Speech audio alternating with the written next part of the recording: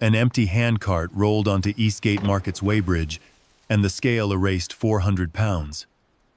Agnes Rowe had come to inspect the platform before the bailiff sold its ironwork at sunrise. Her cousin Caleb had taken Rowe Daughter Provisions and assigned her Eastgate Exchange with 61 pounds, 14 shillings in liens. He called the market useless. Agnes had repaired merchant scales for 12 years. Damage could skew a beam.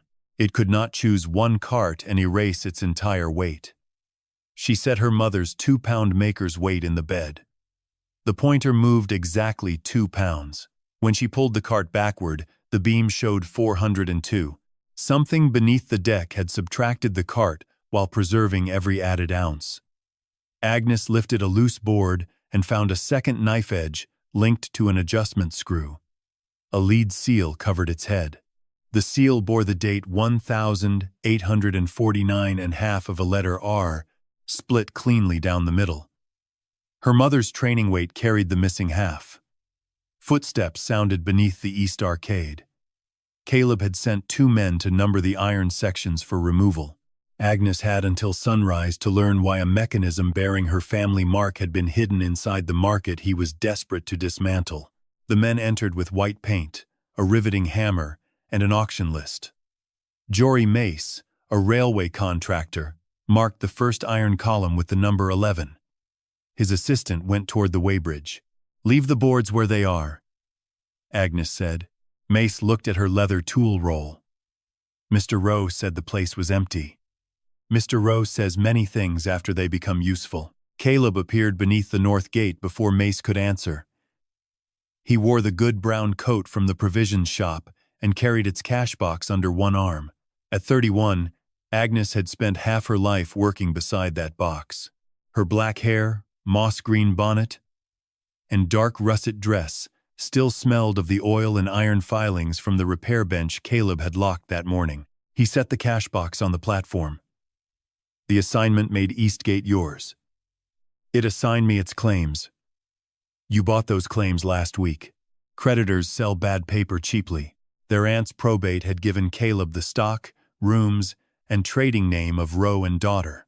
Agnes received the closed exchange, 3 mechanics' liens, and an order allowing its iron to be sold separately from the land. Caleb called that division generous. She called it prepared. Agnes showed Bailiff Clent the lead seal when he arrived. Clent was a careful man with tired eyes. He read the date, but refused to guess what the divided letter meant. "A sealed adjustment on a commercial beam should be inspected before it is broken," Agnes said. "Eastgate lost its weighing license 5 years ago. The seal did not lose its maker." Caleb tapped the auction list. "The lien covers columns, roof trusses, platform iron, and every loose fitting. A calibrated assembly is not a loose fitting." Clent asked her to prove the scale had a coherent function. Agnes pulled the cart clear. Its tear appeared as 300 weight, 2/4, and 8 pounds, exactly 400 pounds.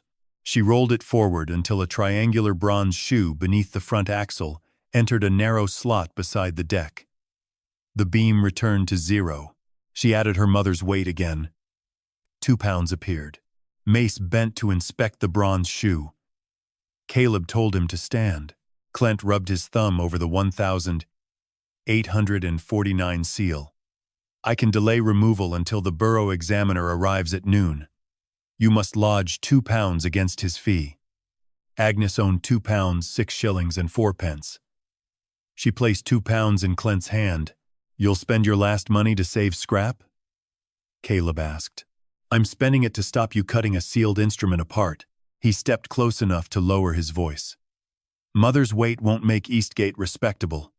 Rachel filled your head with mechanisms because no one let her sign the accounts." Agnes closed her fingers around the brass weight. Rachel Rowe had repaired steel yards, pan balances, and warehouse beams from a back bench at the shop.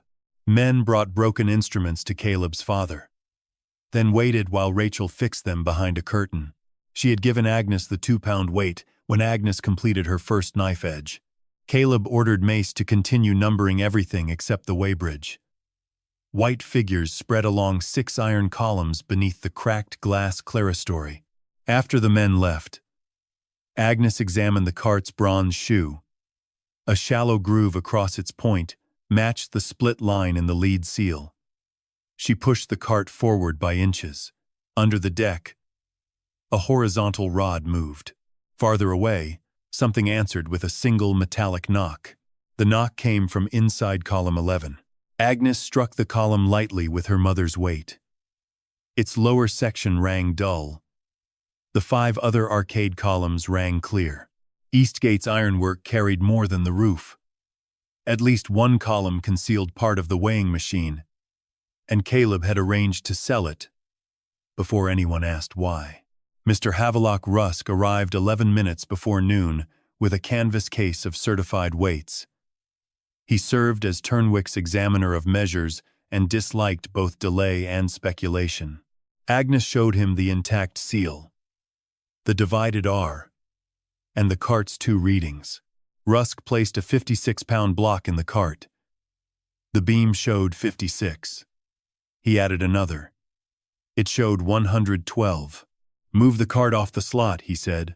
The pointer climbed to 512 pounds. Rusk examined the triangular shoe, then crawled beneath the loose deckboard far enough to see the second knife edge. "This apparatus is absent from the current borough inventory. That does not make it ownerless," Agnes said. "It makes it unlicensed." He issued a 72-hour stay against dismantling the platform and 6 arcade columns. Agnes had until 9 the next morning to lodge £3 10 shillings for a complete inventory. If she failed, Clint could resume the iron sale. After Rusk left, Agnes had 6 shillings and 4 pence, no home, and 1 night inside Eastgate. In April 1872, the Exchange occupied a long brick hall beside Turnwick's Eastern Cattle Road in Lincolnshire. 6 iron columns divided the aisles. Broken clerestory panes lay across the central floor. Rain entered above the south bays, where boards had softened beneath old straw. The north bay remained dry. A weighhouse, watchman's room, and small repair closet stood beside the gate. Agnes swept glass from the watchman's cot and lit a stove with packing wood. Near dusk, an older woman pushed through the chained gate carrying a cheese basket. "If you sleep here, rats will take your bootlaces," she said. She introduced herself as Edith Marr, formerly of Stall 6. Eastgate's closure had forced her to sell from a cart beside the cattle road. She remembered Rachel Rowe as a quiet mechanic who never sent out a beam without testing its corners. Then why did the market lose its license? Agnes asked. Edith looked toward column 11. "A clerk claimed the cart allowances were invented. Your cousin's father agreed with him." "Did you? I lost 2 months' rent when they shut these doors." I blamed whoever still had a shop. The answer was honest enough to be useful. Thomas Quill arrived after Edith, demanding his handcart. He was a retired cartwright with 1 stiff arm and little patience. Cart number 6 had remained inside Eastgate because Caleb's father claimed it against unpaid storage. £400 exactly? Agnes asked. "The day I built it, it's lost wood since." Agnes measured every rail, brace, hub, and tire. Replacing lost timber with later repairs had kept the tear within 8 ounces. The Weighbridge could not be selecting a convenient round figure by accident. Its adjustment matched the actual cart. She found 5 more narrow slots along the platform edge. Each had a different shape: square, crescent, fork, circle, and blunt arrow. Number 6 used the triangle. When Agnes pressed the square slot with a screwdriver, a rod moved beneath the deck. But the pointer shifted only 90 pounds. Something linked each slot to a separate allowance. Thomas watched her test the remaining shapes. There used to be 6 carts. Whose? Women who brought produce from villages the wholesalers would not visit. He could recall only 2 names. Edith remembered another. Neither knew who designed the machine or why Rachel's initial marked the seal. Agnes needed the inventory bond. Edith offered 10 shillings in advance for the north stall if Agnes could prove her cheese balance. Thomas promised 12 for storage and use of cart 6. It was less than £1. "Who still needs a scale repaired tonight?" Agnes asked. Edith named a butcher whose steelyard stuck, a seed merchant with a bent pan hook, and an innkeeper accused of short ale. Agnes carried her tools through Turnwick until midnight. She charged only after each instrument passed her mother's £2 proof and the owner's known weights. The work earned £1 17 shillings. At dawn, she returned to find Edith at the gate with 6 former traders. Each paid a small advance for the right to inspect a dry stall after the inventory. Their coins brought the total to £3 12 shillings and 8 pence. Agnes lodged the bond with Rusk at 8:40. Clent extended the stay for 14 days, while the apparatus was recorded. When she returned, Thomas had cleaned the bronze shoe beneath cart 6. Under grease appeared a stamped mark.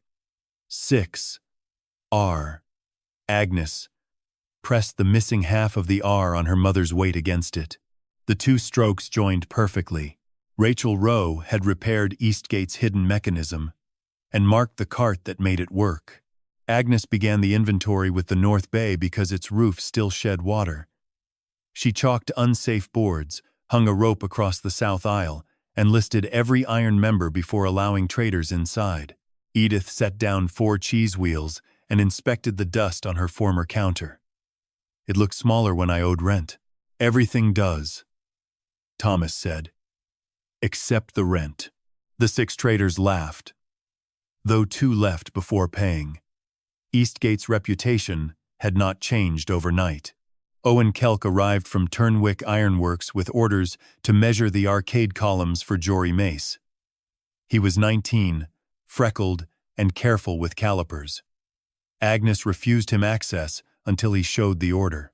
The paper described the columns as ordinary roof supports and omitted the numbered platform rods. "Did you write this?" she asked. "Mr. Mace did." "Did you inspect the lower castings?" "He told me they were solid." Agnes struck column 11. The dull note answered. Owen's attention sharpened. "That isn't solid. Then measure what exists, not what your employer hopes to sell." He stayed after his paid hour, helping her mark each column diameter and footplate. The 6 lower castings were wider than the roof load required. Thin horizontal rods entered them through slots hidden behind the stall boards. At midday, a cattle dealer named Mr. Pym brought a hanging scale and demanded a public test. Caleb had told him Rachel's repairs favored Eastgate traders. Agnes hung the scale from a north beam hook. A certified 28-pound weight read correctly at rest. When Pym swung the pan toward himself, the pointer gained 6 ounces. "It works when still," he said. "Cattle don't stand still in a hanging pan." She removed the top cover. One knife edge had been filed at an angle, allowing the beam to crawl under motion. The filing was recent. Pym admitted he had bought the instrument from Rowe and Daughter 3 days earlier. Caleb had sold it after locking Agnes out. Agnes rehoned the edge, reset the travel stops, and repeated the swinging test. The reading stayed at 28 pounds. Pym paid 2 shillings and rented a bay for Friday's calf market. By evening, 5 stalls had traded. Agnes used the fees to buy lamp oil, 2 roof cloths, and new oak wedges for the Weighbridge. She recorded every penny on a slate by the gate. Edith paid her rent only after checking the addition twice. Owen returned with a small iron mirror and held it beneath the deck. Together they traced the triangle slot to a pivoted finger. Cart 6's bronze shoe pressed the finger downward. The action pulled a narrow rod toward column 11 and shifted the second knife edge along a graduated bed. "It changes the fulcrum," Owen said. "It applies a fixed opposing load, without the clerk choosing it." That was the important fact. The cart itself selected its registered tear. A dishonest clerk could falsify the gross reading, but could not alter the cart allowance without breaking a sealed adjustment. Agnes opened the weighhouse desk. Its drawers held chalk, rusted pen nibs, and blank brass discs numbered 1 through 6. A shallow tray beneath them carried 3 columns labeled Cart, Gross, Goods. The paper record was gone. Thomas recognized the discs. Drivers received one after weighing. Its number directed buyers to a public slate where all 3 figures remained until closing. Any trader could challenge the entry while the load was present. Where was the slate? Agnes asked. Edith pointed to a black rectangle above the east gate. Whitewash covered it. They washed a corner. Beneath the lime appeared rows of old figures and 6 maker symbols. Someone had covered the public record rather than remove the stone. Agnes visited the borough clerk before closing. Eastgate's maintenance register contained annual inspections from 1850 to 1861, then jumped to the closure order of 1,867. 9 pages had been cut from the binding. The clerk said Caleb's father had borrowed the volume during the closure dispute. On her way back, Agnes found Caleb waiting beside the north gate. He offered £15 for her assignment and a place at the repair bench she had used since girlhood. You sold Mr. Pym a filed knife edge, she said. I sold warehouse stock. You knew I would be asked to test it. I knew you would make a performance. Agnes showed him the copied auction order. Why does your railway contractor call hollow calibrated columns ordinary supports? Caleb's gaze moved to Owen, who stood inside the gate. Because apprentices repeat nonsense, he said. He left without renewing the offer. After dark, Owen scraped paint from column 11's footplate. 6 initials appeared around its rim. One was R. R. Beside it, a fresh saw line ran halfway through the rear flange, hidden from the aisle. The column was carrying the roof on a cut foot. Agnes cleared the east arcade before anyone could argue. Edith moved her cheeses twice and complained both times. Owen wedged a timber brace beneath the nearest roof girder, but he would not call it safe. Mr. Rusk inspected the cut that afternoon. Rust covered the outer edge. Bright metal remained inside the deepest teeth. Someone began this weeks ago and returned recently, Agnes said. Rusk made no accusation. He ordered the 2 east stalls closed and required a mason's pier beneath the girder within 4 days. The shoring would cost at least £3. Eastgate had earned £1 9 shillings since reopening. Agnes spent 12 shillings on 2 used ship timbers and hired a carpenter for the following morning. She kept the north stalls open under a reduced load. The brace allowed her to examine column 11 safely. With Owen turning the bolts, she removed a narrow inspection cover from its rear. A vertical iron bar moved inside when Thomas rolled cart 6 onto the triangular slot. The bar carried a heavy sliding poise. When it rose, the second knife edge shifted by a measured distance. Each of the other columns contained its own bar. The square slot led to column 12, the crescent to 13, and so on. 5 poises remained. One column sounded clear because its poise was missing. Agnes made charcoal rubbings of the footplates. Paint and grime had protected the lettering. RR, MF, DL, HD, PK, and SM. Small cart profiles surrounded each set of initials. Thomas identified MF as Miriam Foss, a poultry carrier who once lived near his father's yard. Edith knew Dorcas Lane and Prudence Keel as women who had rented Eastgate stalls. The others had vanished from ordinary memory. 6 traders did not cast this much iron, Owen said. 6 traders could pay a foundry. Agnes replied, Not Turnwick Ironworks. We never let women place orders then. That does not mean women never ordered. She compared the file strokes on the lead seal with the split R on Rachel's weight. Both carried a tiny hooked nick. Rachel had used the same hand punch on the master weight and adjustment screw. The missing poise worried Agnes more than the absent papers. Without it, one registered cart would receive no tear. With a poise moved to the wrong column, another cart would receive a false one. The machine depended on fixed physical correspondence. Someone had understood enough to remove a critical part.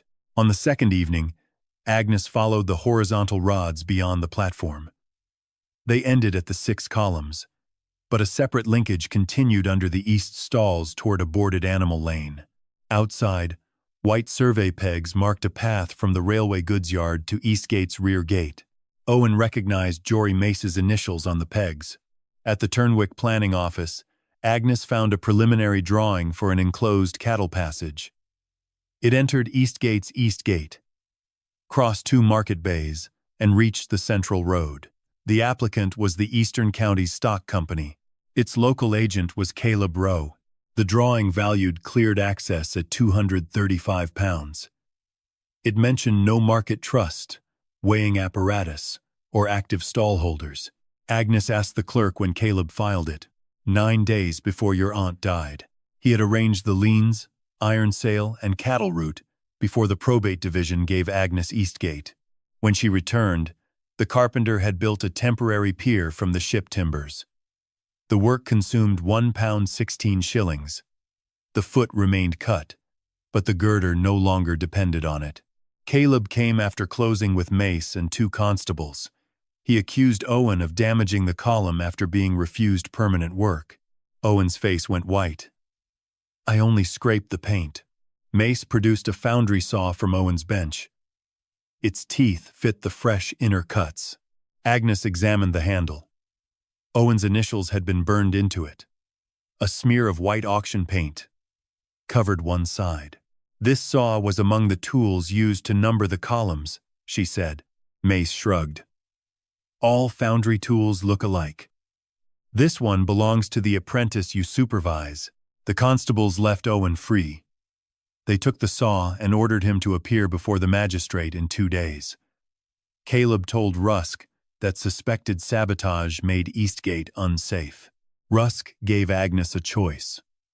She could close the entire exchange voluntarily until a structural inspection, or accept personal responsibility for every trader beneath the roof. Through the north gate, cattle dealers were already gathering for Friday's market.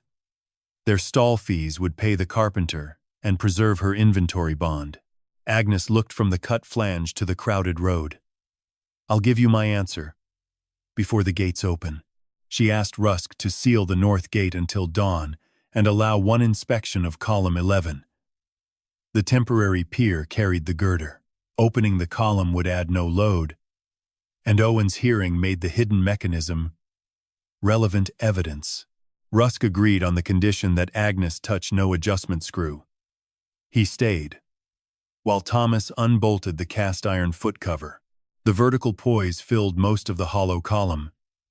It weighed 400 pounds, matching cart 6. A chain from the platform rod raised it against a guide when the bronze shoe entered the triangular slot. The shifting poise moved the second knife edge and canceled the cart's tear. A narrow zinc cylinder hung behind the guide, high enough to survive damp at floor level. Its cap carried another 1,849 seal. Rachel's punch? Rusk asked. Agnes compared the divided R. The same nick at the curve. He allowed her to break it under his signature. Inside lay a rolled strip of oiled linen, 6 feet long, and covered with measurements. Each section showed a cart profile, wheel width, axle height, shoe shape, and fixed tear. The final section belonged to cart 6. Rachel Rowe had signed the maintenance entries from 1,849 through 1,862. 5 other women added their marks beside hers. The initials matched the footplates. At the bottom, Rachel had written, "Public proof requires the makers £2 standard before and after each adjustment." Agnes set her mother's weight beside the line. The object she had treated as a training keepsake was Eastgate's official proof standard. The linen strip explained the machine but conveyed no ownership. A reference in the margin read, Bond 37-6, Parts County Assay. The portion after those words had been cut away. Someone had opened the cylinder before Rachel sealed it. The missing legal section had not been torn recently. Your mother may have removed it, Rusk said. Agnes disliked the idea because it could be true. Rachel had never mentioned Eastgate's poises or women founders. In the final years of her life, she had refused to enter the market and changed the subject when its closure appeared in the newspaper. Thomas inspected the chain. Why hide the weights in columns? They were not hidden when the stalls were open, Agnes said. The inspection covers faced each cart bay. Whitewash and boards concealed them later. The columns had made the system visible. A driver could watch the correct poise move and compare the numbered brass disc with figures on the public slate. Closure turned transparent machinery into a mystery. Agnes opened columns 12 and 13 with Rusk's permission. Their poises matched the tared weights on the linen strip. Each held a sealed maintenance cylinder. She left the seals intact. Column 14 contained an empty guide and cut chain. Its poise had been removed through the roof access before the inspection cover was boarded over. Fresh grease remained on the guide.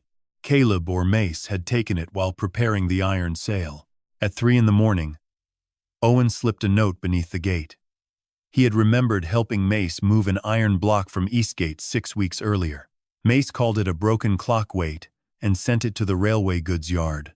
The note did not clear Owen. It did establish that Caleb's contractor had entered Eastgate before the probate assignment. Agnes and Rusk examined the cut foot again. Under lamplight, the outer rust showed 2 ages. The first shallow cut had weathered for weeks. The second, deeper pass remained bright. Mace's crew had weakened the flange, then finished most of the cut while numbering the iron. Can the pier hold a cattle market? Agnes asked. It can hold the roof at rest, Rusk said. Moving animals create a different load. Closing Friday's market would cost more than £5 in fees. Agnes owed the carpenter, had 6 days left on Clent's stay, and still carried £61 14 shillings in liens. The crowd outside could provide the money she needed to continue. She walked the empty north aisle before sunrise. Cart 6 stood over the triangular slot. The public slate, partly washed clean, showed columns of figures, left by people who expected others to check them. Edith knocked at the gate at 5. Dealers are lining the road. What do I tell them? Agnes looked at the temporary pier and the saw-cut flange. Tell them Eastgate is closed today. On the other side of the gate, the first cattle buyer began to protest. Agnes handed Rusk a written notice, accepting closure until permanent shoring was complete. The protest followed her through Turnwick. Dealers accused her of inventing danger to raise stall rents. 2 traders demanded their advances back. Agnes returned every unearned shilling and paid the carpenter from the remaining cash. By noon, Eastgate held £1 3 shillings. Caleb found her at the timber yard pricing a permanent frame. He offered to discharge the liens, withdraw Owen's complaint, and restore Agnes to the shop repair bench. She would receive 18 shillings a week and the room behind the kitchen. What must I sign? She asked. A professional opinion that Eastgate's iron has no continuing measuring value. You mean a lie written in better clothes.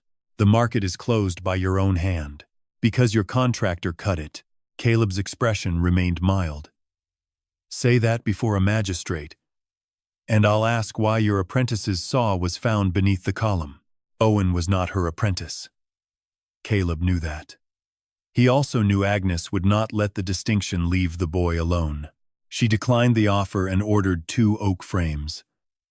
The timber merchant allowed 7 days for payment after Edith and Thomas signed as guarantors. Installation cost £4 8 shillings, nearly all the fees Eastgate might have earned at the cattle market. 3 dealers confronted her outside the timber yard. Agnes carried them back to Eastgate and stretched a plumb line from the east girder to the floor. Thomas pushed cart 6 across the central boards. The line moved nearly half an inch as the load passed the cut column. Agnes then braced the girder with the first oak frame and repeated the test. The line held steady. 1 dealer apologized. Another said she should have taken the risk. The third paid 6 shillings toward permanent shoring because his son had been waiting beneath that roof. The magistrate heard Owen's case that afternoon. Jory Mace swore he had never instructed the boy to cut structural iron. Caleb produced the saw and described Owen as resentful after Agnes turned him against his employer. Agnes requested the tool. She measured the tooth spacing with a brass leaf gauge from her roll. The recent cut in column 11 had 11 teeth to the inch. Owen's saw carried 9. Then another saw made the cut, she said. Mace objected that Russ changed marks. Agnes brought the charcoal rubbing and Rusk's signed measurements from before the saw was seized. The spacing remained visible in the fresh inner metal. She also showed the white auction paint on Owen's handle. Mace admitted his crew had borrowed several foundry tools while numbering Eastgate.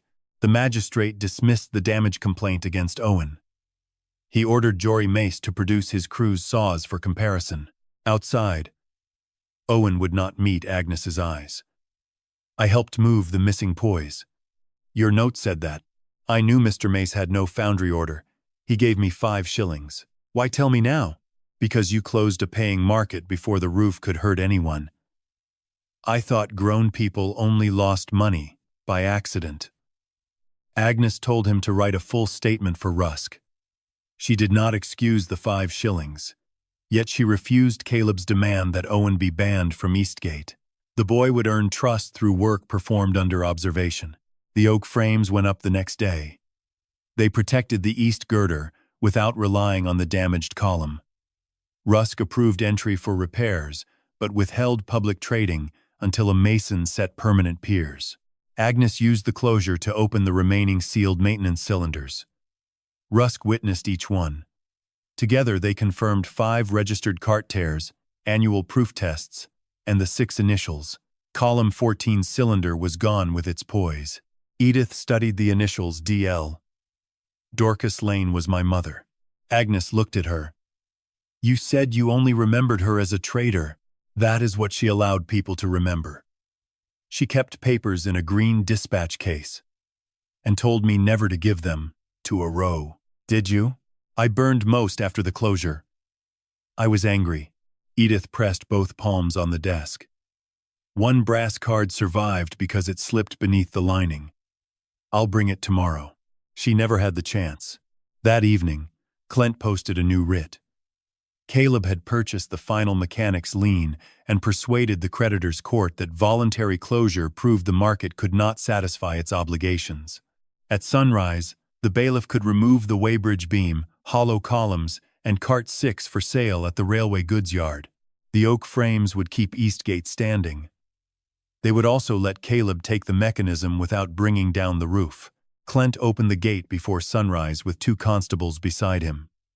Agnes gave him Rusk's inventory and asked him to exclude every sealed adjustment. Clint read the writ twice. The court names the beam and columns, he said. I cannot rewrite it here. Jory Mace's crew began with cart 6. Thomas stood between the shafts until the constables moved him. They lifted the Weighbridge beam next, separating the second knife edge from its bed.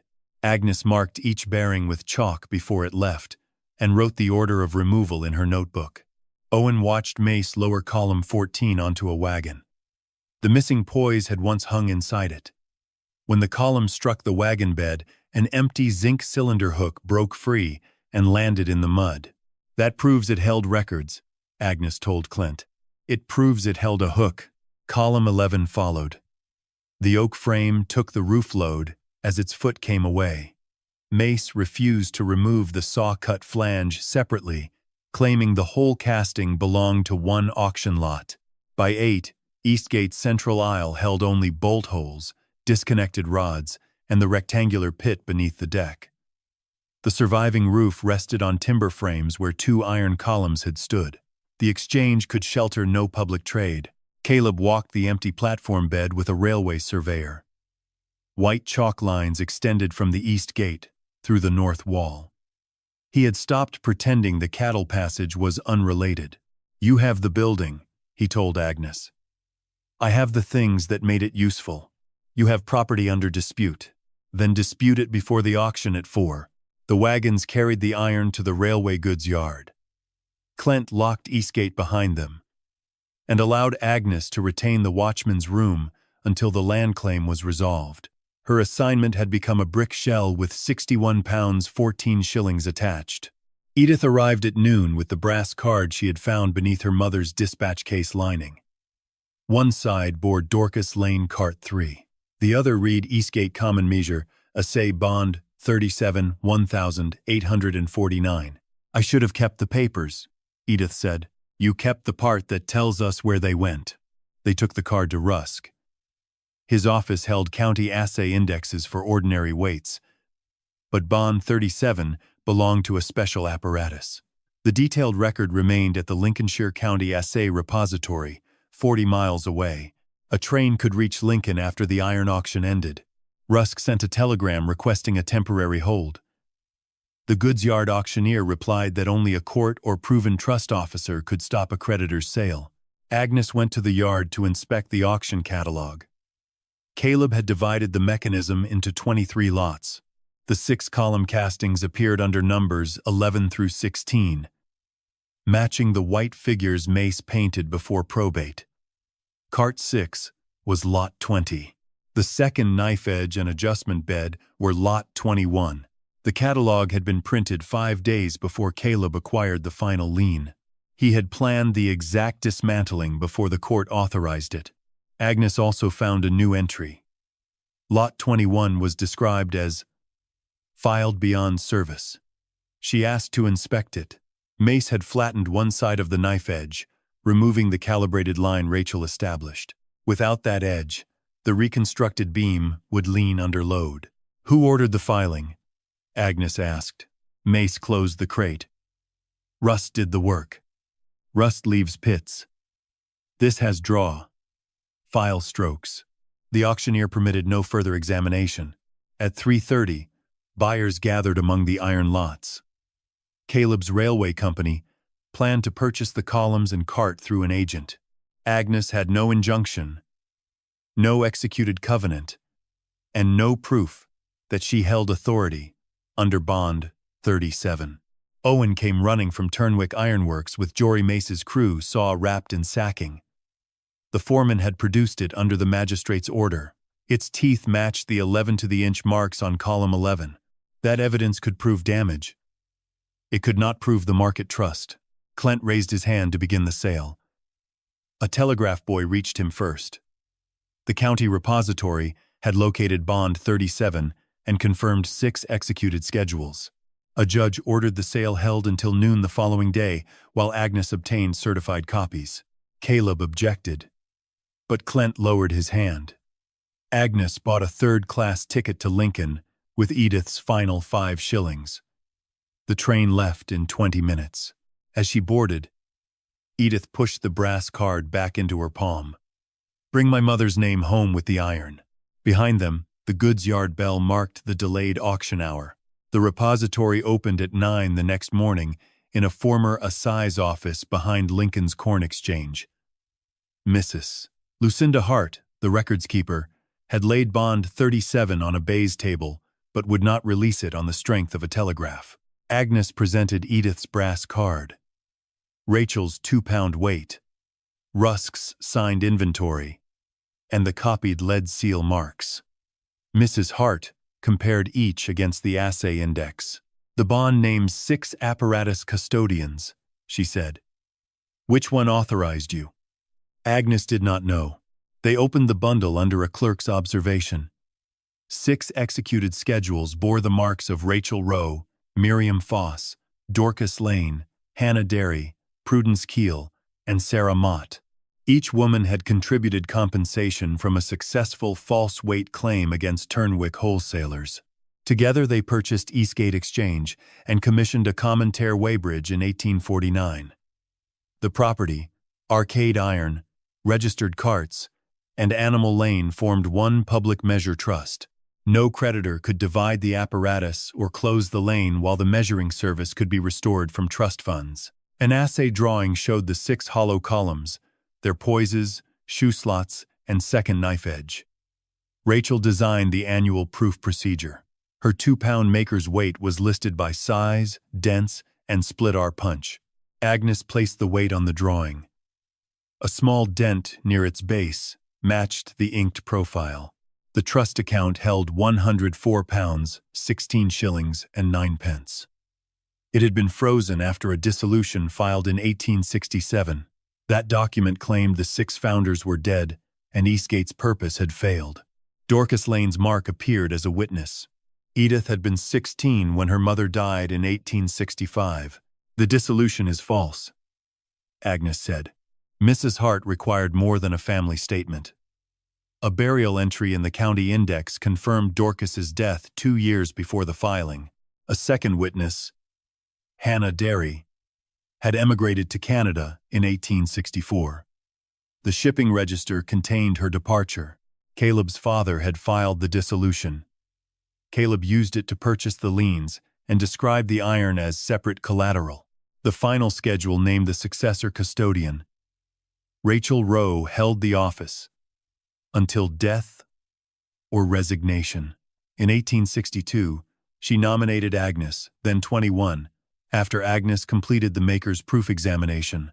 Rachel had hidden the nomination from her daughter because Caleb's father threatened to seize the shop if either woman reopened Eastgate. She kept the proof weight and renewed the sealed adjustments privately until illness ended her work. Her last letter asked the county office to release the bond when Agnes found cause to measure without permission. Agnes read the phrase once and closed the letter. Rachel had not mistaken silence for surrender. She had delayed a fight until Agnes possessed the skill to finish it. Mrs. Hart telegraphed Turnwick's creditor court. The judge extended the auction pause for 3 days and ordered all lots preserved. A county assay officer would attend a public examination at the goods yard. Agnes returned on the night train with certified copies and a sealed authorization naming her temporary custodian.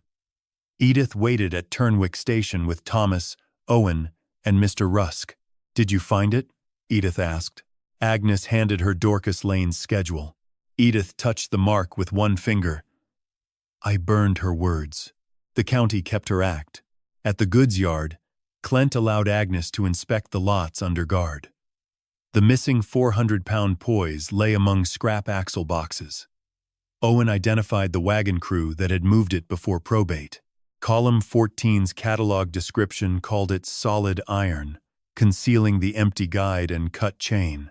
The filed knife edge posed the harder problem. Its angle had changed enough to create a 7-pound error under cart 6. Agnes could grind a new edge from the 1,849 dimensions, but no original material remained for comparison. Rachel's proof instructions supplied the method. The maker's weight-tested sensitivity before and after adjustment. The 5 surviving poises tested proportional movement. Cart 6 tested full tear. Caleb arrived with his solicitor and insisted any repair would alter the evidence. Your contractor already altered it, Agnes said. Then demonstrate what existed, not what you wish existed. The county officer ruled that Agnes could restore the knife edge under continuous observation, using only the assay drawing and recorded standards. Every filing stroke would be logged. She had until the public examination at 2 the next afternoon. Owen secured a portable forge from Turnwick Ironworks. Thomas built a timber cradle for the beam. Rusk sealed the tools and known weights. Agnes set Rachel's 2-pound standard beside the damaged edge. For the first time, the hidden machine was entirely understood, proving it still depended on Agnes's hands. Agnes worked the knife edge by lamp and touch. She filed one face, checked its angle against the assay drawing, then tested movement with Rachel's 2-pound weight. Rusk recorded each result. The first adjustment moved the pointer only 1 pound 6 ounces. The second moved 2 pounds 3. Near dawn, the pointer moved exactly 2 pounds in both directions. Owen wanted to polish the edge. Agnes stopped him. A bright surface will please the crowd and change the angle. He put the cloth away. They assembled the main beam on Thomas's timber cradle. The 6 trip rods lay in front, where everyone could see them. 5 columns stood on blocking. The 6th remained horizontal, so its cut chain and missing poise guide were visible. At 2, traders, railway buyers, borough officials, and the creditor court filled the goods yard. Caleb stood beside Jory Mace and the stock company's solicitor. The 23 auction lots remained numbered around them. The county assay officer began with ownership. Mrs. Hart's certified records established Bond 37, the indivisible apparatus, 6 founders, and the frozen reserve. Edith identified Dorcas Lane's brass card. The burial and shipping records disproved 2 signatures on the 1,867 dissolution. Caleb argued that a void dissolution did not make broken iron useful. Then we measure the iron, Agnes said. Rusk tested the portable cradle without a cart. Its empty baseline read 0. Thomas rolled cart 6 onto the ordinary part of the deck.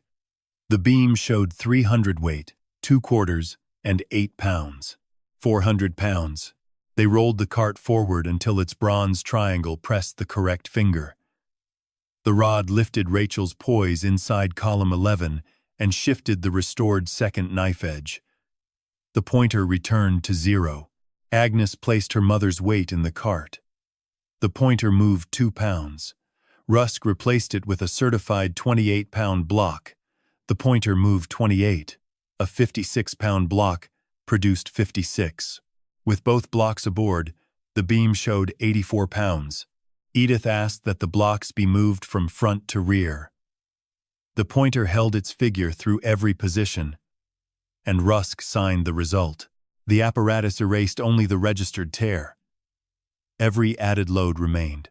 The officer ordered cart 6 moved to each wrong slot. The square, crescent, fork, circle, and arrow either applied different allowances or none. The machine selected no convenient result.